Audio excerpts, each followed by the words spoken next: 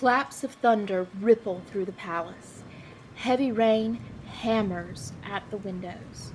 A damp darkness permeates the air, musty with gloom. All is still, except for the ebbing embers of a fireplace pulsating with heat.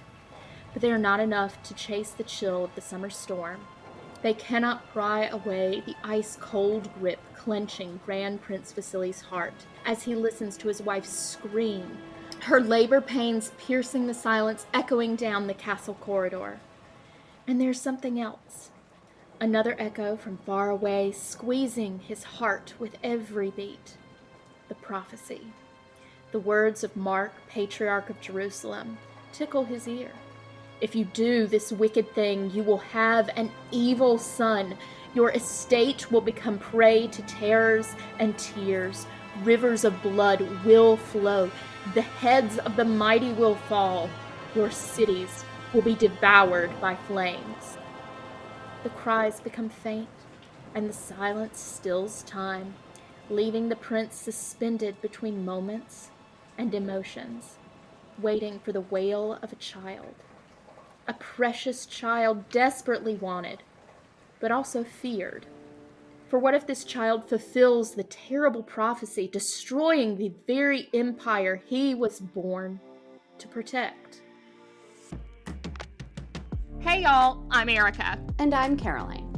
And today we're bringing you another episode of the Pithy Chronicle, History with a Bite. Better than a soap opera. Spicier than a ghost pepper. Sexier, if possible, than Bridgerton. Our historical retellings are guaranteed to entertain.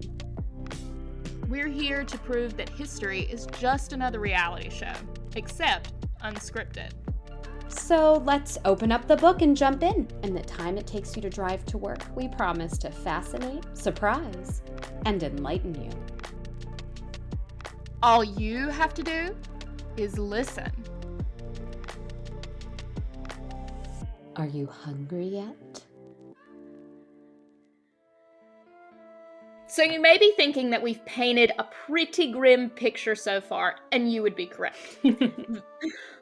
Vasily III, Grand Prince of Moscow, who is sometimes dubbed the Adequate, faced a huge amount of pressure to live up to Ivan the Great, his father, and father or uniter of the Rus lands. Okay, I'm just going to say, I really hope that my epitaph in life does not read Caroline the Adequate. I would be so sad.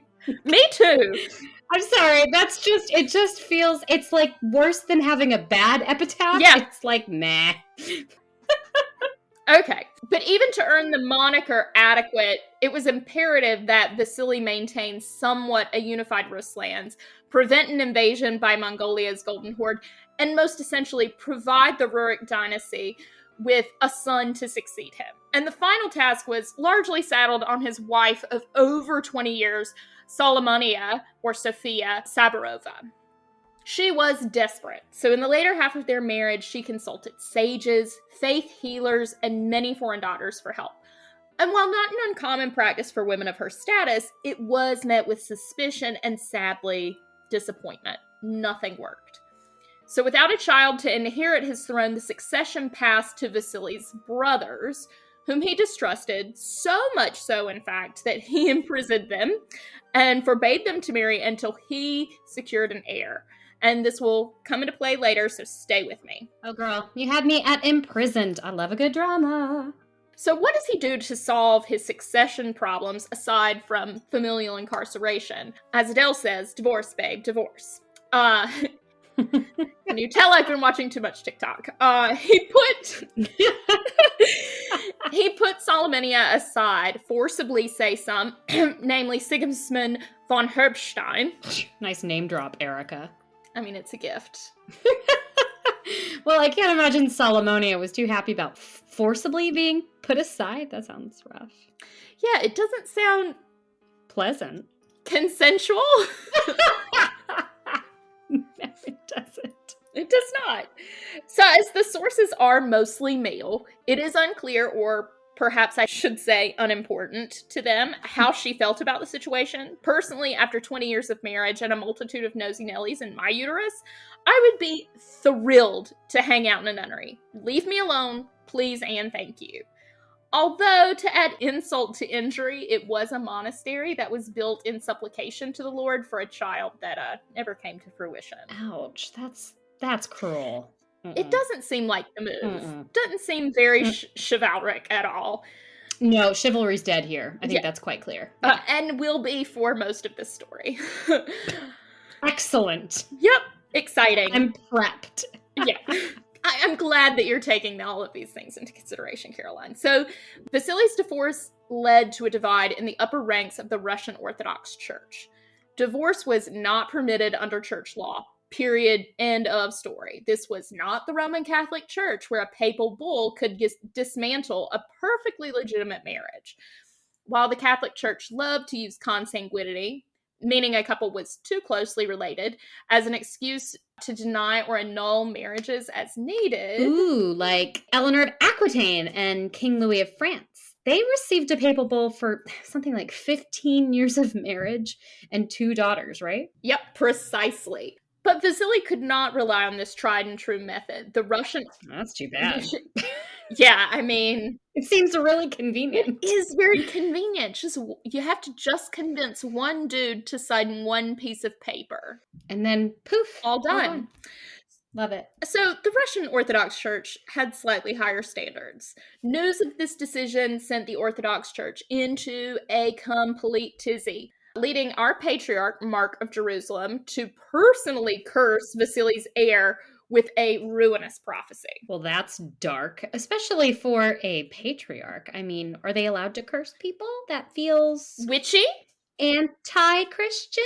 It seems a little witchy, and had a woman done it, I feel certain she would have been drowned or oppressed. Witchy woman. Sorry. I do love that song. That's all I could think of. And yet, it did not stop Vasily. In 1526, he married his second wife, Elena Glinskaya. She was from a prominent boyar family, and her mother was a Serbian princess. Fancy. Indeed. But while she had a perfect pedigree, she was also chosen for her beauty. Naturally. Never mind the brain, the sexiest organ. Come on, Erica. A sharp mind is completely unimportant for childbearing. And that was her job. And she delivered. Oh my god, I love the pun. Oh, just for you, Caroline. You can't have enough of them. It's honestly contagious, and I hate that it is. I hate that it is, but it is. So soon after the wedding, Elena delivered on Vasily's most ardent wish, a son.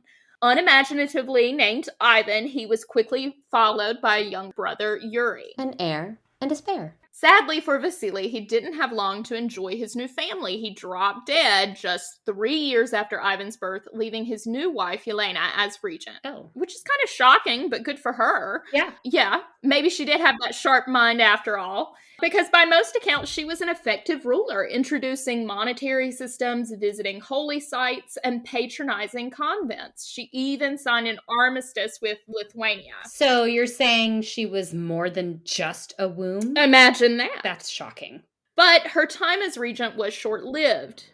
5 years into her reign, she also dropped dead, leaving 8-year-old Ivan alone. Oh my gosh, so he's an orphan at 8? That's really sad. It's very sad and mysterious. Uh-huh. Her lady's maid was arrested for poisoning, but most believe her death was orchestrated by the powerful Shusky family. I can't imagine why a powerful family wanted to murder a young boy's regent mother. Let me think. Yep, and servants make an easy scapegoat. They were sadly considered expendable.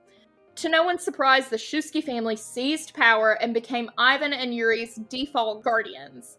Ivan was now controlled by the boyars. Okay, I'm almost embarrassed to say, but can you give me a quick history lesson within a history lesson? The boyars are... complicated.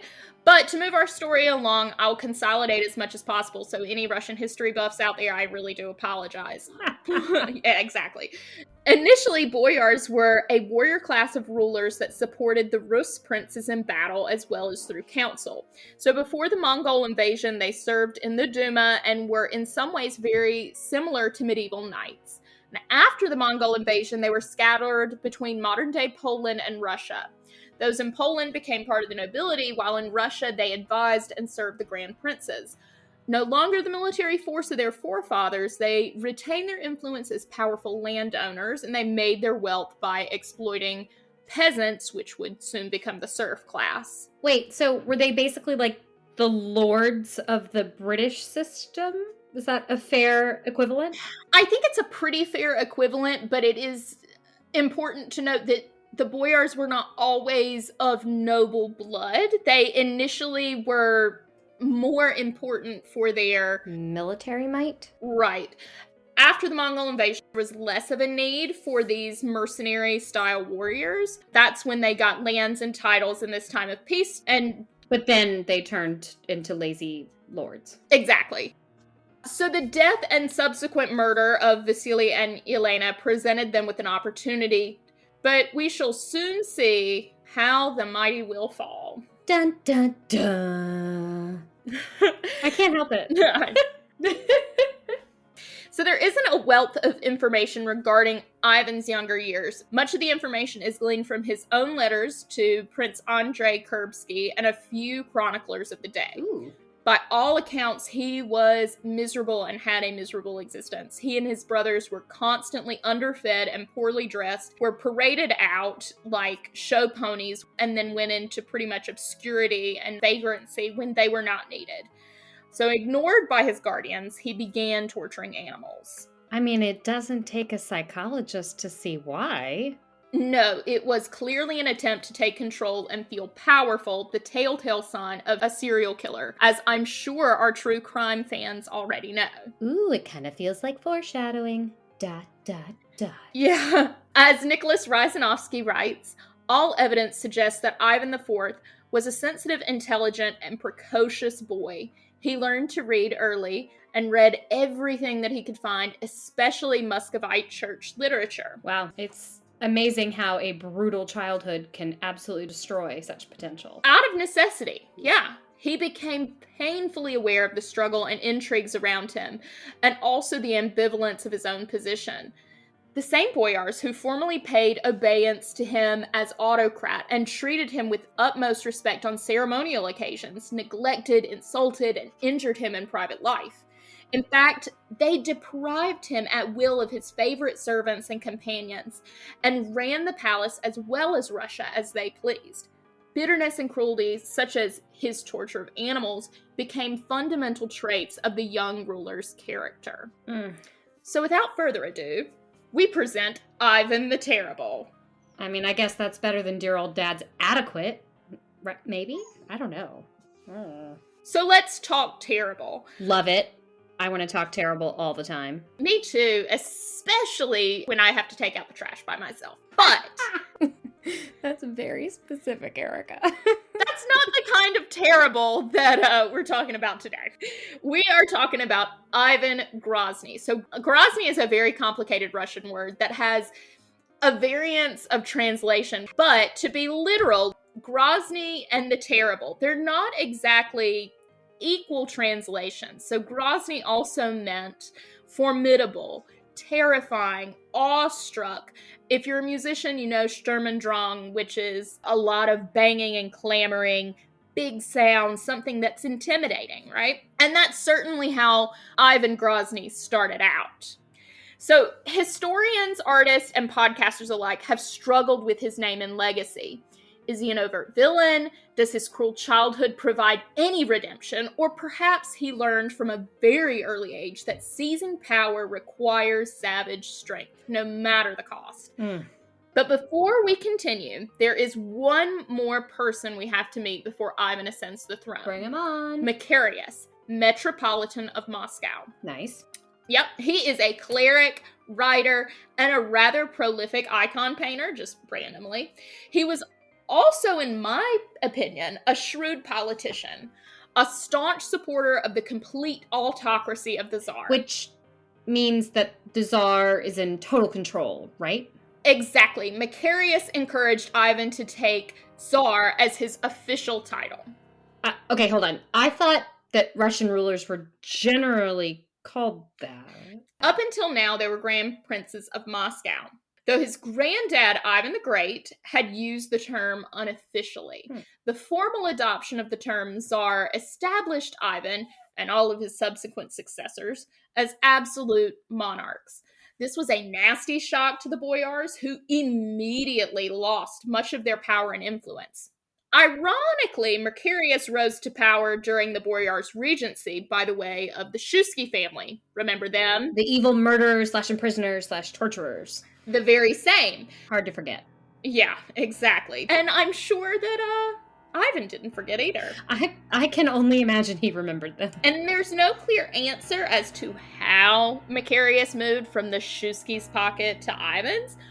But for me, the brutally orchestrated death of Golden Boy Prince Andrei Shuisky could be a clue. You mean Macarius stabbed his one-time patron and friend in the back to gain Ivan's favor? Indeed I do. What? No one would ever do such a thing for power. I've never heard of it before. Especially not in Russia. Sorry, that was a low blow. Low blow. Yeah. Low blow, Caroline, low blow. Widespread reports claimed that Ivan threw Prince Andrei into a cell to be devoured by starving dogs. Well, that is very Game of Thrones. I am all about that. But to maybe your disappointment, these reports mostly come from Ivan's enemies. And more likely, Andrei was simply bludgeoned to death by his prison guards. I mean, that's no less brutal, but it is definitely less creative. Agreed.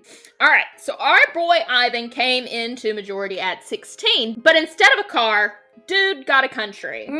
Sign me up. So, what do you expect a 16-year-old Caesar to do first? Throw a party. I mean, like, invite all his friends, get drunk on vodka shots, total palace destruction, mattress surfing off the roof. God, I miss college. Okay, so Caroline is clearly having a moment here. A really good one, too. Yeah. Oh, the time of bygone days. Jello shots. I am sure our dude had a party. But his first priority was to find a pretty, powerful, wealthy wife, and wow, did he do it in the most MTV way possible. Am I dating myself again? Yeah, you are, but I am loving it.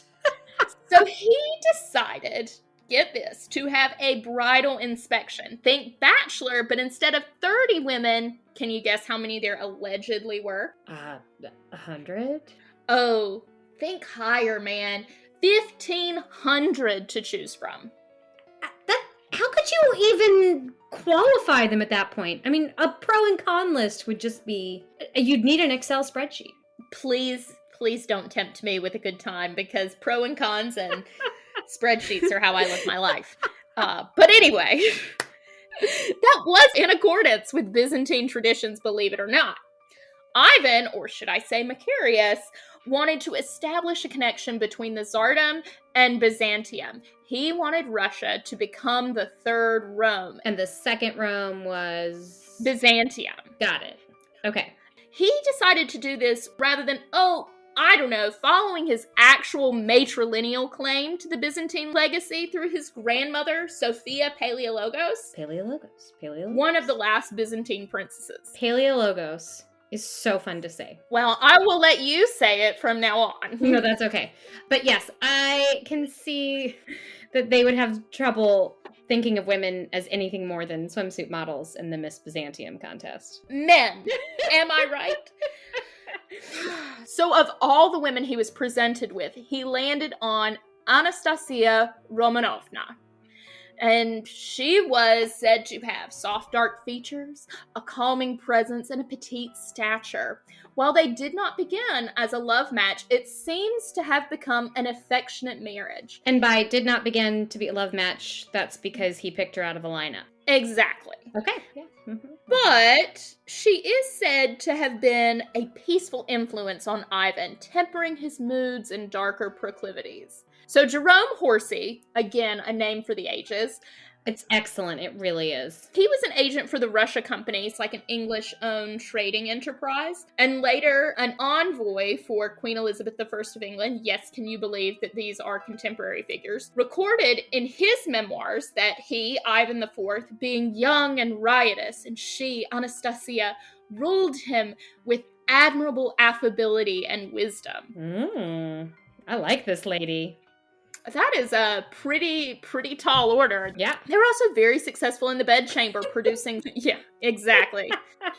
They produced 6 children, including Ivan's most suitable heir. I'm sorry, suitable? That's pretty rough. Why not accomplished or astute or able? Or even adequate, right? Yeah, or even adequate. I don't know, suitable feels rough. So let's just say that women were naturally unsuitable. Out, obviously. That we have wombs. That's it. And many of his male offspring sadly died early or were not the sharpest tool in the shed. What was wrong with these children? It was not clear. It was not clear, but we can use our imaginations. Yes. I have thoughts. Yep, and that's basically all I could find about what the affliction was, but it was clear from a pretty early age that they were not going to be the next Tsar of Russia. Okay, that says it all. Well, despite all that, this time in Ivan's life was by far the best for him, for his family, for the country. He revised the law code, the Subenik of 1550, which initiated a standing army known as the Streltsy.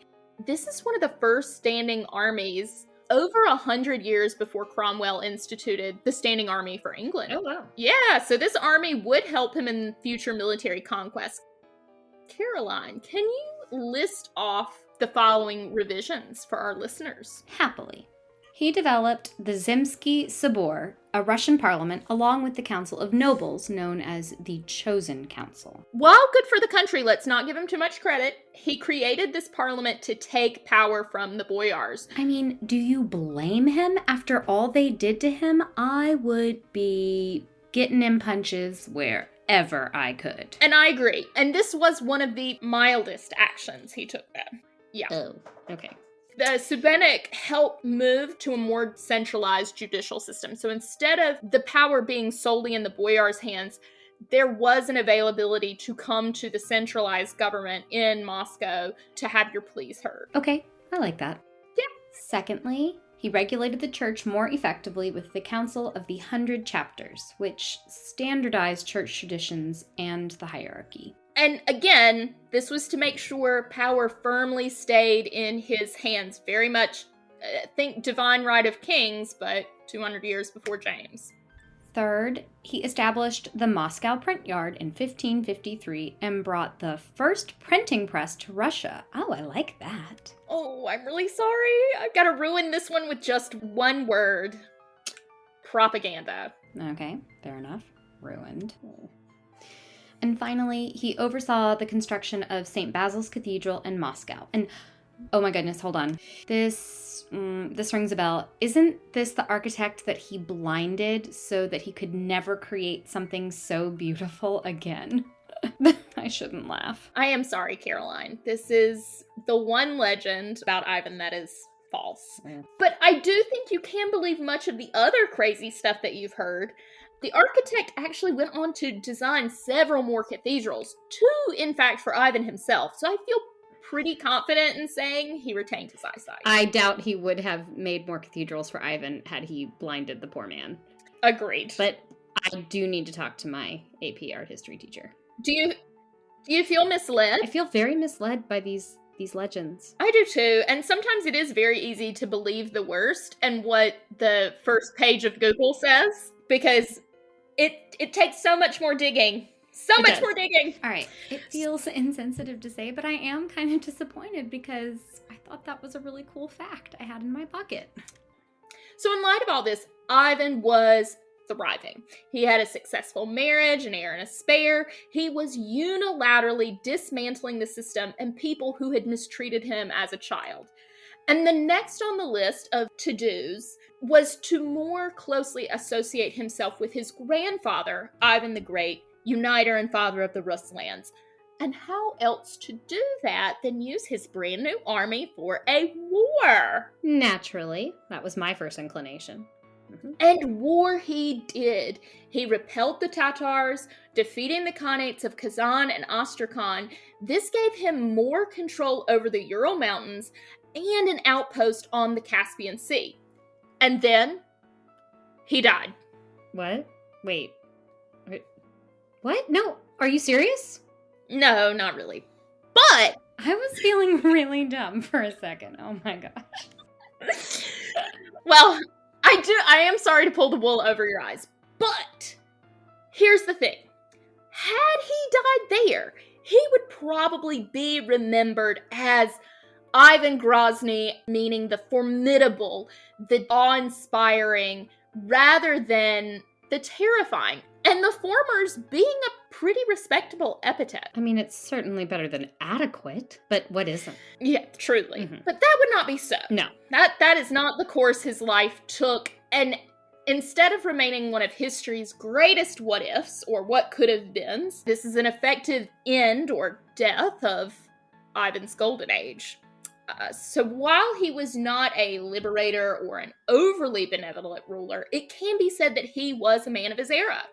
He did execute those who betrayed him, especially if it weakened the boyars. More than especially. That was his goal. Makes sense. Truly. And although he did give peasants the freedom to report their masters for cruelty or abuse, he was not kind to those that did. One source even cites that 70 peasants came to use that freedom, and it earned them a pretty terrible punishment. They had to walk naked in the Russian snow back home with only their lit beards to warn them. Yeah, no, that is not benevolent. Why? Why is he burning beards? So beards were very important in medieval Russia. It was seen as a sign of status and virility, so to rob a man of his beard was a very personal assault, essentially a visual reminder that his status and manhood was recalled by the Tsar himself. Ouch. Yeah, exactly. It wasn't until Peter the Great, who instituted a heavy beard tax in order to seem more European, that the nobility switched to having a clean-shaven face. Girl, you do like a rabbit hole, but I I do. also love a Peter the Great reference, so I'll let it go. It's a good one. It is. It is cited that 3 major events catapulted Ivan from regular everybody wants my power paranoia to holy cow, everyone is trying to personally kill me, betray me at every possible moment, and I've got to be on guard at all times. Well, that's a pretty big leap. Well, it all began when Anastasia died. Mhm. At the time, there were no suspicious circumstances noted other than Ivan's raving suspicion that she'd been Oh, poisoned. but that could easily be just his grief talking. I mean, he clearly cared about this woman. Right, and so there's no evidence that she was ill. There's no evidence of disease. she just dropped dead. She just dropped dead, which seems to be happening a lot around Ivan, let's be fair. Yeah, I will agree. Yeah. So the second event was when Ivan, became gravely ill, so much so that he gathered the boyars to swear fealty to his son Dmitri. The man thought he was on his deathbed, and he was trying to protect his kid and pass the power on to him in a reasonable, peaceable manner. And you know what they said? Well, I'm assuming it wasn't, yes, of course, Your Highness. Yeah, definitely not. They flat out told him, nah, dog, I think not. Your cousin really seems like the better pick here. I can't imagine he took that well. So it begs the question, did he just recover normally? Or were the fires of hell burning so deeply in his soul that he willed himself to live just to enact unholy hell on these men? I'm going to go with the latter, if only for drama's sake. I mean, that's kind of what I think, but that's just my opinion. Finally, the third event, his best friend, Prince Andrei Kurbsky, the very same man whom Ivan wrote of his miserable childhood, with whom Ivan had shared very deep emotional secrets, defected to Poland-Lithuania in the Livonian War. And not only did he defect, he was instrumental in the much later defeat of the Russian forces. Oh, that's bad. That's some serious betrayal. That's like you joining another podcast. Exactly, and why would you do that? I can see why that would really affect his psyche. Indeed, this couldn't have come at a worse time, because not only had Anastasia died, the Metropolitan Macarius, his mentor, had also died. Oh, that is tough. Okay, so, I mean, he's going through a lot. Yeah, and the final nail in this coffin was that his heir, Dmitri, had also died. I'm sorry, was there like some sort of a plague going around? What is killing all of these people? Also, any normal person would need serious therapy after all of this death and treachery, childhood trauma. I'm actually beginning to feel sorry for Ivan. Yeah, and let me tell you, there were no couches and no shrinks saying, and how does that make you feel, Ivan? It was a very tough time. While he had 2 other sons, Ivan and Fyodor, he was absolutely crushed, and his paranoia sailed to new heights, prompting the first recorded killing at his hands. Mm. And as far as murders go, it was pretty innocuous. He beat one of his soldiers to death. The reason is unknown. I mean, innocuous to some maybe, but probably not to the soldier's family. Fair. All of this trauma did send him into a dark tailspin. He was depressed and angry. He was losing a war that should have been an easy victory, and it did seem that everyone around him was dying. Which certainly couldn't have helped his paranoia. He believed it was all the boyars' fault. They had allegedly poisoned his wife, they had renounced his now dead heir, and they had made a fool of him on the battlefield. They had made it pretty clear that they did not support his reign. Basically, they suck. So, I'm afraid to ask, but what did the notorious Ivan the Terrible do? He abdicated. Well, he tried to. I'm sorry. Tried? How does one try to abdicate? Besides, wouldn't the boyars be super happy about this? Like, yes, party, Ivan's gone. Yeah, one would think this would have been a golden opportunity that they had been waiting for. But no. They begged him to stay. Full on begged. I don't get it. Did I miss something? Why on earth would they do that? So if Ivan had successfully abdicated during wartime, it would have severely weakened the now pretty centralized government, creating a power vacuum and another possible regency by Ivan's much disliked second wife, Maria Temirkova, who was notably a Muslim princess. I did not know that was possible. Okay. All right, I get it. I'm following along. So it's alleged that Anastasia warned Ivan against marrying a pagan on her deathbed, that it would ruin the country, and obviously Ivan did not heed her. I mean, why do they never listen? Deathbed warnings. Deathbed and curses from patriarchs. It's just too ominous. Yeah. So did she ruin everything? Other than general dislike and her disinterest in being a stepmother to his heirs, Maria did not ruin the kingdom, and after 8 years of marriage was, poisoned. Now, yeah, it's not known if it was perpetrated by the boyars or Ivan himself. What is known is that he used her death as an excuse to torture and execute those he felt were, quote, involved in her death. If he did it himself and then blamed his enemies, that's genius. Dark, yeah, but pretty genius. But I'm getting distracted. Hold on. I thought he was going to abdicate. I'm still confused about that. Can we back up? This rabbit hole is getting a little deep. Yeah, I know. It's not very pithy of me, and I'm sorry, but I'm not.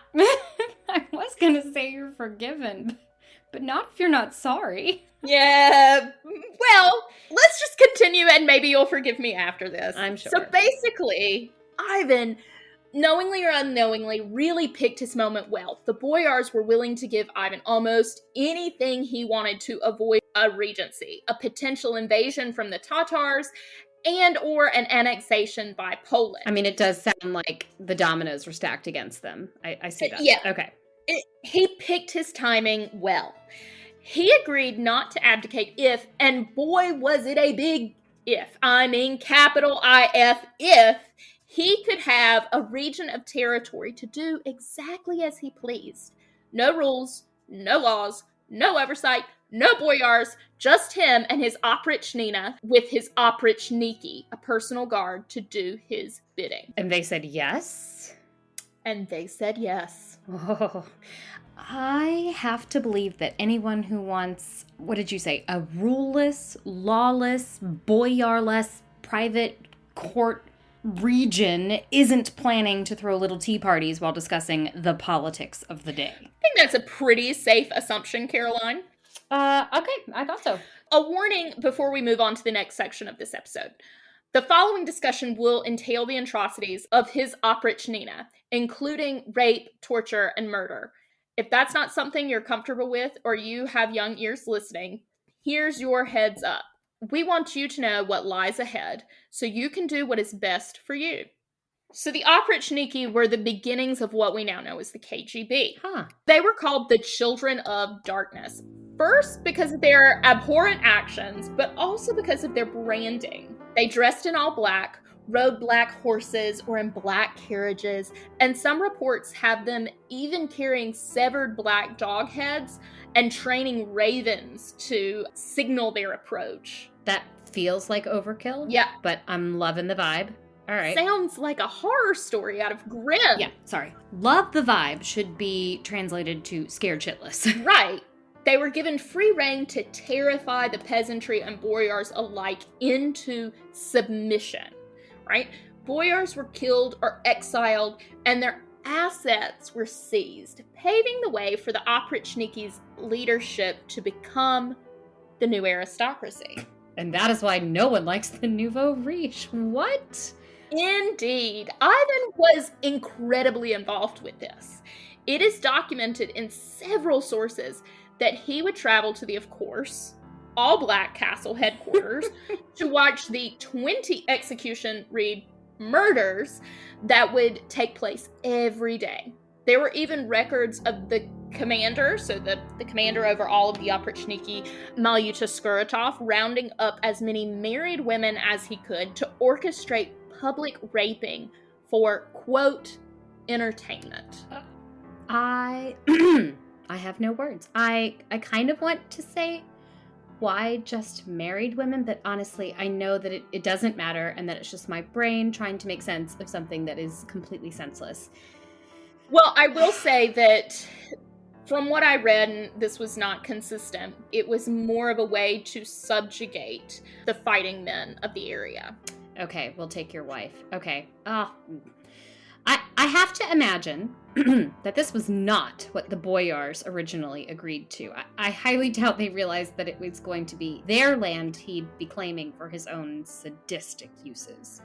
Yeah, I don't know how anyone could imagine Ivan's Oprichnina, but Caroline, would you please read the following description of the Oprichnina and Ivan's Oprichniki? Sure. The Oprichniki were utterly ruthless. Favorite execution methods included boiling alive, impalement, being roasted over an open fire, or being torn limb from limb by horses. To live in the territory ruled over by Ivan and the Oprichniki was to live in a permanent state of fear, as was amply demonstrated by the terrible fate that fell on Novgorod, Russia's second largest city and Moscow's most powerful rival. Okay, again, I don't get it. I'm sorry, I'm at a loss that someone could do this. And this, unfortunately, was really the tip of the iceberg. It honestly got so much worse. Oh, God. But, as Caroline will remind me, rabbit holes aren't pithy.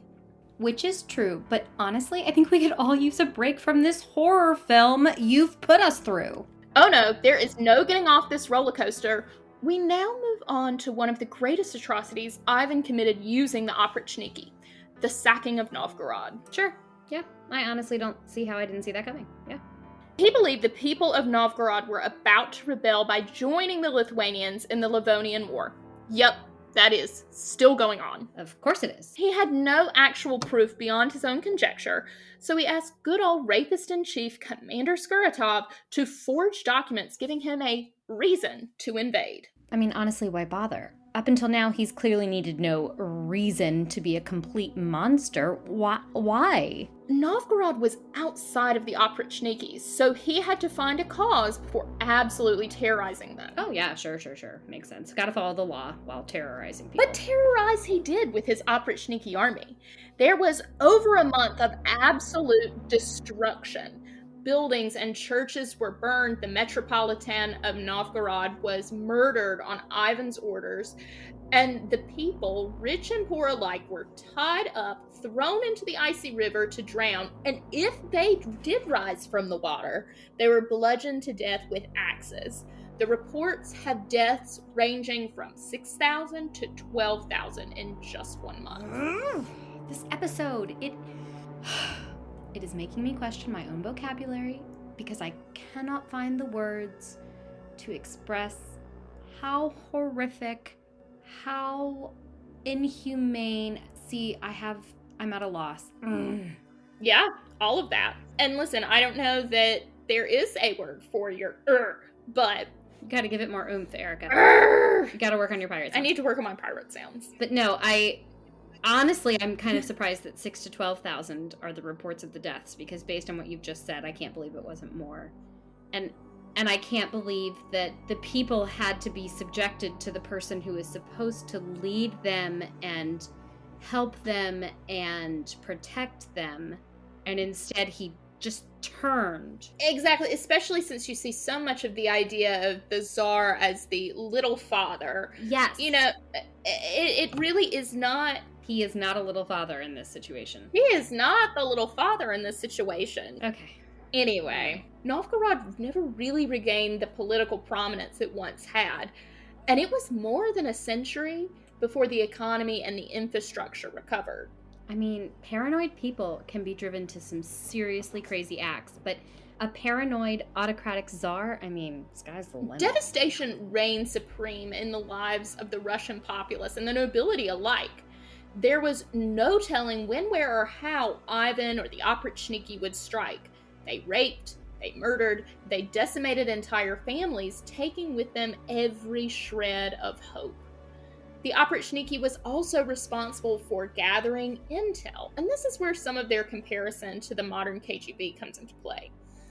Unfortunately, or fortunately, depending on who you ask, they were not so amazing at this portion of their job, and it really, really bit Ivan in the butt. It sounds like the major job qualification was psychopath, so the spy stuff was clearly just like a secondary thing.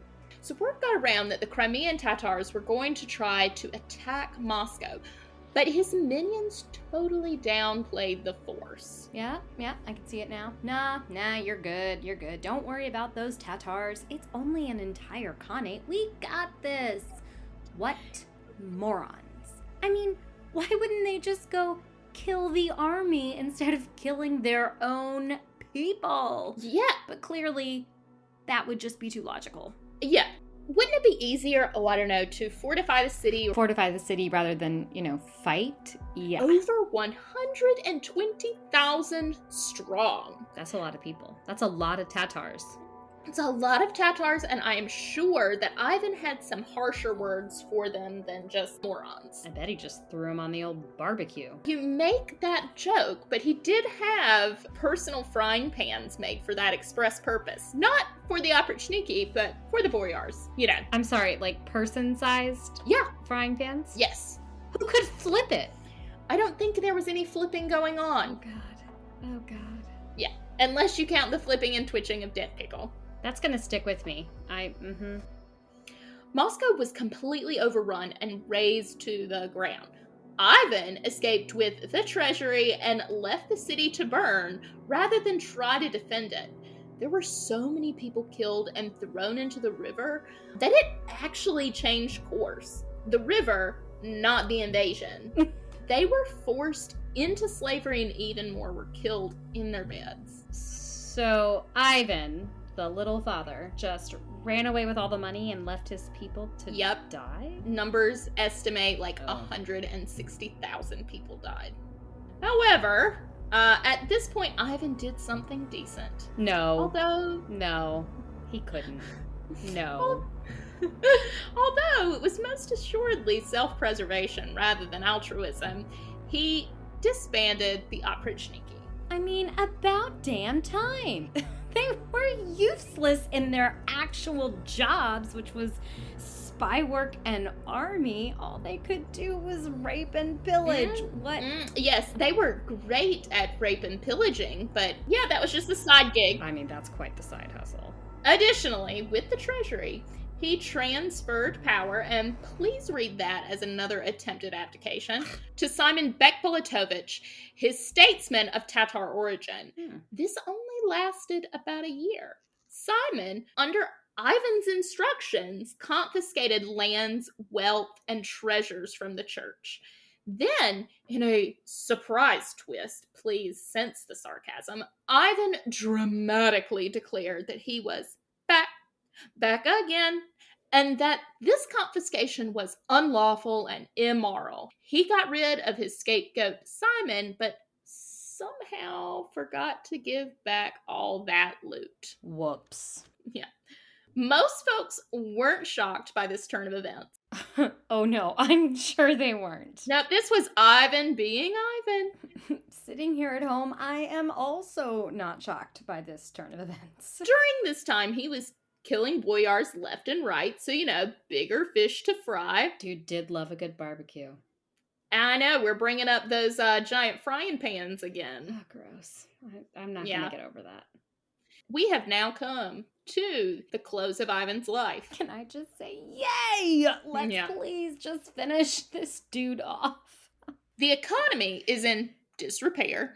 The peasants are one step closer to becoming serfs and are more tied to their land than ever. The boyars are significantly weakened, which also means the noble class is weakened. The church is no friend of the Tsardom, and the country is absolutely war-torn. All right, I am beginning to understand the other half of the Grobsny. Yeah, so now I will ask Caroline to describe what she sees in one of the most famous depictions of Ivan by Ilya Repin. So the first thing I notice is that the center of the painting is a man dressed all in black, whom I'm assuming to be Ivan, holding a younger man who is wearing sumptuous coral robes, while he seems to just cling to the last bits of life. His head has a bloodied wound that the older man, Ivan, is holding as if to try to keep the blood from pouring out of his son. And the body language is very reminiscent of the Pietà, with Mary cradling Jesus as he is pulled down from the cross. And it does feel that in this moment, you are watching the last breaths of Ivan the heir. And Ivan the father looks horrified. His eyes are bulging, his hands are veiny and almost pulsating with nervous energy, while the son's body is limp. And they sit in this room that is just so sumptuous, surrounded by Turkish carpets, beautiful woodwork, gold elements everywhere. And it feels so unnecessary because the painting shows what you really value, which is life, and the room just is opulent beyond need.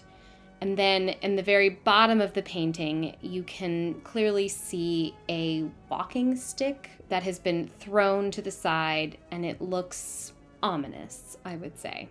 He's holding on to this dynasty that's now gone. Oh, I do like that, yes. Yeah. Well, it's a total lie. What? Oh, what do you mean? Yeah.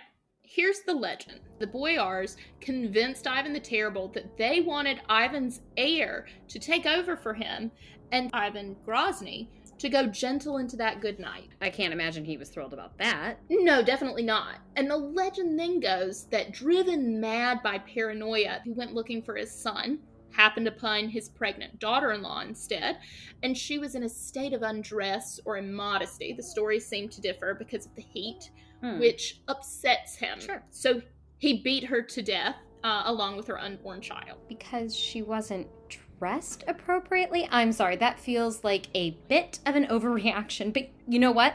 I take that back. This is Ivan the Terrible we're talking about. It feels very appropriate for him. I totally see it. So it gets worse. Ugh. Allegedly. Oh no. It was well known that Ivan carried something like a nightstick or a heavy baton. Some reports even call it the royal scepter or a walking stick with him at all times for protection. Well, because everyone's trying to kill him, obviously. Obviously. Ivan the Younger naturally was less than pleased with that his father had killed his wife and child and went to confront him about it. In a paranoid rage, Ivan, at his most terrible, and that is saying something, beat his son to death, like we see in the painting, effectively ending the Rurikid Dynasty and plunging Russia into the time of troubles. So that is the story that I've heard before, and that is clearly what the painting is showing, this moment of perhaps remorse on Ivan's part for what he's done. I'm not quite sure how that is a lie. Well, based on reporting from Russian state news agency Russia Beyond, the USSR temporarily exhumed both Ivan and his son in 1963. Unfortunately, the heir's skull was almost completely destroyed and could not prove or disprove his legendary death. However, both Ivan's bones showed a significant amount of mercury and arsenic, much more than the normal amount expected for the time. So you're saying that Ivan the heir was poisoned and Ivan the Terrible was also poisoned?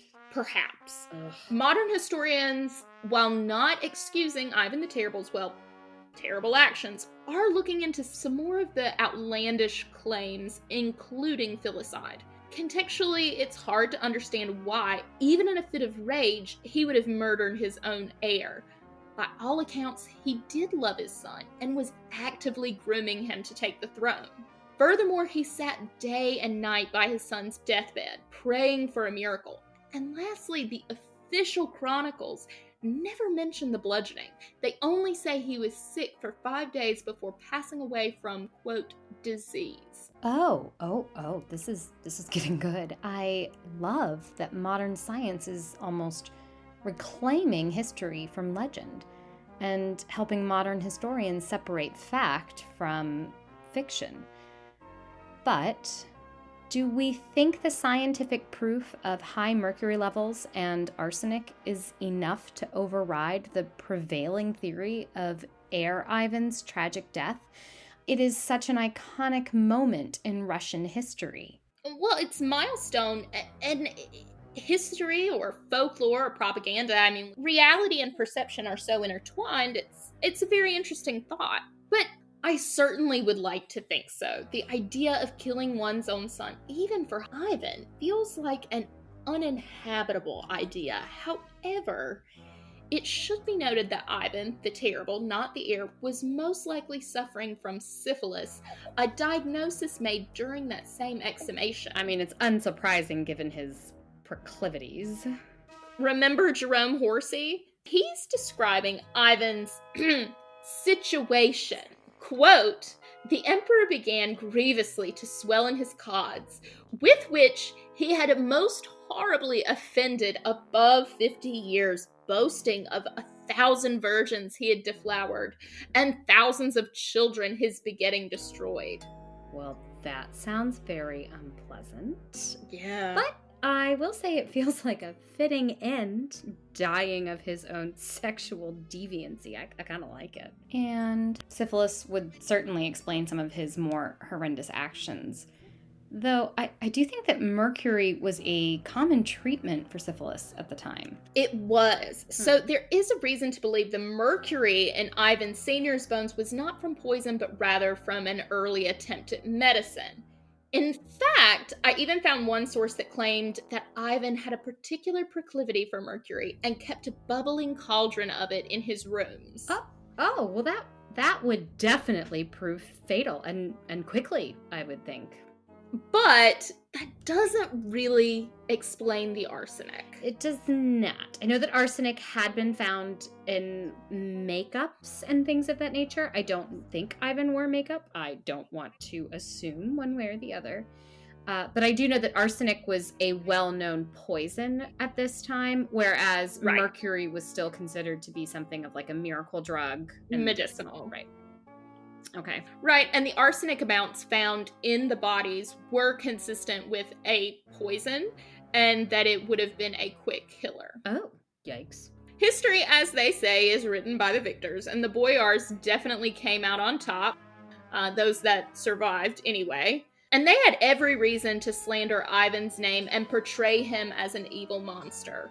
They also had every reason to kill both Ivans and install their own puppet. In the end, it's still a mystery. While I do appreciate hearing both sides of the story, I do not like the unknown. I really want the answer. You and everyone else. But I can tell you that Ivan was not as paranoid as you might think. Okay. Like in what way? It finally came to light at the end of the last century that his mother had also indeed been poisoned. And so too had his beloved wife, Anastasia. Oh my gosh. Yeah, it's very unfortunate. High levels of mercury were found in both of their bones, far more than could have been explained by medicinal use. I know where you were going with that. While his actions were awful, and there's certainly no denying he derived pleasure from others' pains, his motivations and beliefs were real. Wow. I honestly can't believe he was right. And because it does make you feel kind of bad for him again. But no, it's no excuse. You should not be able to put people on a barbecue just because your wife was murdered. That is a no-go. No. And that's that. Ivan left behind a terrifying legacy, which was soon immortalized in infamy. While he did pull his medieval state into an empire, it was not pretty, and it wasn't voluntary. Some scholars have argued that he was a czar of the people, rebelling against his golden cage. And there's also been a recent push in historical circles to try to refurbish his sullied reputation, and even in religious circles to have him canonized. I'm sorry. Another one of these? Another one of these, yeah. In what possible way could he be canonized? I have no idea. Listen, I'm already on a lot of watch lists for this research, and so I wasn't about to go into that. That's fair. Okay, we'll move on. And new scientific evidence certainly helps to lessen his evil deeds, but I can't think of anything that excuses the actions of his oprichniki and the complete destruction of Novgorod. Not to mention the fact that he ran away and took all the money while his people were killed in Moscow. Absolutely. Total cowardice. No, I see what you're trying to say, and I understand what the historians are trying to do. However, I don't think it's fair to compare the propaganda against Ivan with that of, say, Catherine the Great.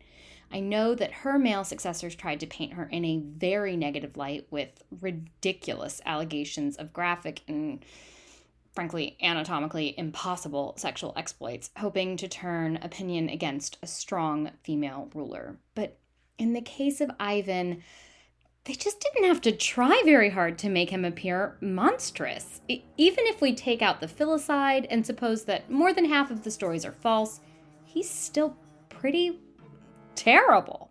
But that's just this chronicler's opinion. History is not black and white, and as we see in this episode, it isn't permanent either. We learn new things every day, which adjust our perceptions. And who knows what secrets will be uncovered next? Who knows? Thank you, Erica, for painting this notorious ruler in a brand new light. I honestly did not see that coming. And also thank you for my nightmares, because those human-sized frying pans will absolutely be haunting my dreams. I just hope that you haven't given our listeners nightmares. So if she did, I'm sorry, but please keep listening. Okay, till next week, I'm Caroline. And I'm Erica, and we are Pithily Yours.